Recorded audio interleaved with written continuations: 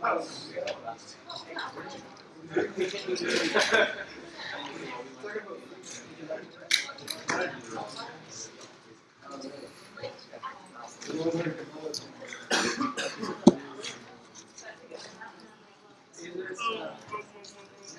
2, 3, 4, 5, 6, 7, 8, 9, 10, 11, 12, 13, 14. What do we have? 50?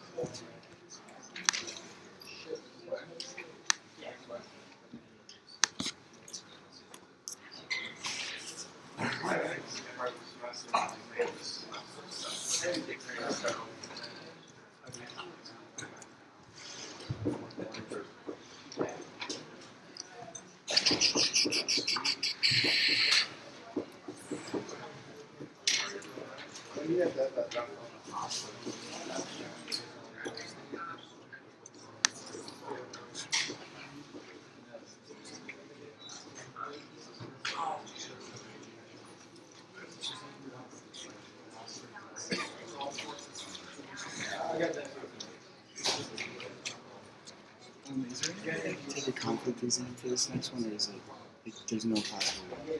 Because I know you said Why'd you need one? Because you said it goes to like midnight, right? That exam. Yeah, I do have that lab that goes to like 10, but I also have 4 other Lab classes. doesn't go to 10, it goes to like Yeah, to 9:30. 8 or 9. We'll be done before that. Yeah, but I also have like 4 other classes and like 2 quizzes and like a bunch of crap due that day. I'm like, I could even do it like a day earlier. If not, I mean, it's fine. I'll just send it to an exam. No, they should take precedence. We won't do it a day earlier. So we can talk about it later if you want, but I think you probably need to take this. Okay, Yeah.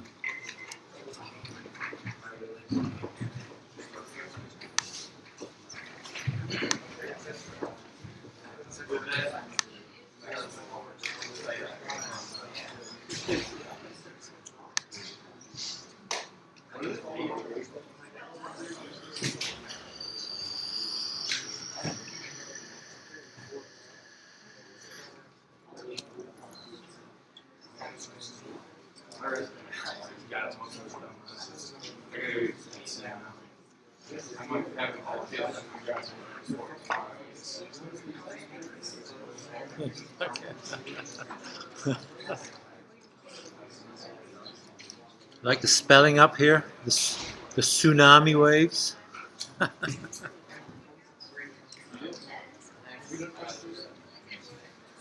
think this is the March 2011 earthquake in Japan.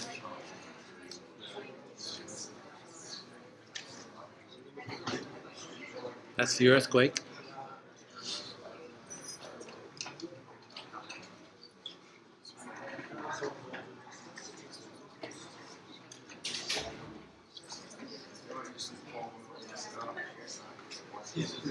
Just shaking there.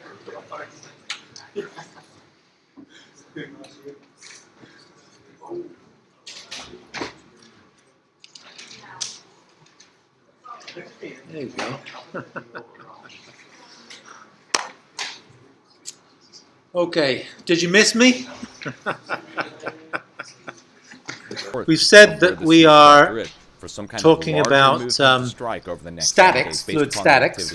So it seems strange that we're talking about accelerations when we're talking about fluid statics. And again, we have our deep spots, but which the idea is other shallow spots that need to be watched. Let's look at the last 48 hours of earthquakes to get a better understanding. The idea is I could have one deep earthquake just a drink in my hand in a cup, and I could be walking across the room, 5.2 and 4.7, not just at this constant velocity as I am now, we always see but whenever if I was accelerating movement, across the room, we see that followed then you by can imagine shallow that the movement water level that's in that usually at least drink one would magnitude rise at the larger back, than the deep almost like a movement. In this case, bulldozer we have a pushing deep 5.0, stuff in front of it. a shallow 5.2. And I would so when you suspect talk over the about next 7 days that this area accelerations in just to the fluids, west of where we've already seen this that's really part of what compensation Bernoulli movement, equation that takes us over is. here into But when we're Papua talking New Guinea about it in itself, this most context likely of on fluid land or statics, very close we're talking to about land.